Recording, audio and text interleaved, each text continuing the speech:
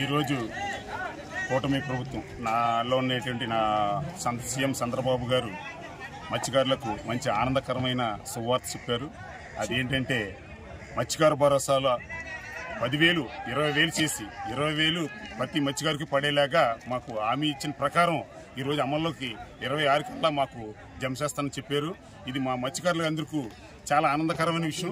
ఇది ఒకసారి లోకేష్ గారు ఈ పాదయాత్ర చేసినప్పుడు ఈ ఉప్పాడ మీద చెల్లారు. అప్పుడు చెప్పారు పాదయాత్రలో నారా లోకేష్ గారు, మన ఇన్ఛార్జ్ అయినటువంటి ఎస్విఎస్ఎన్ వర్మ గారు వీళ్ళు ఈ పాదయాత్రలో మత్స్యకారులు మనం బాగా ఆదుకోవాలని చెప్పి ఈ విషయంలో మాకు డబుల్ చేస్తామనేసి 10,000 ఒకేసారి డబుల్ చేస్తాం 20,000 చేసి మత్స్యకారులను ఆదుకుంటామని హామీ ఇచ్చారు. హామీ ఇచ్చిన ప్రకారం ఈ రోజు అది అమలు చేయడానికి సిద్ధంగా ఉన్నారు. అప్పుడైతే కొన్ని పార్టీలు హేళన చేసాయి. వైఎస్ఆర్సీపీ బాగా హేళన చేసింది. ఈ 10,000 ఇవ్వడానికే ఎంతో ఇబ్బందులు పడుతున్నారు వైఎస్ఆర్సీపీ వాళ్ళు. అలాంటి తెలుగుదేశం వచ్చి 20,000 ఇస్తుందని హేళన చేశారు.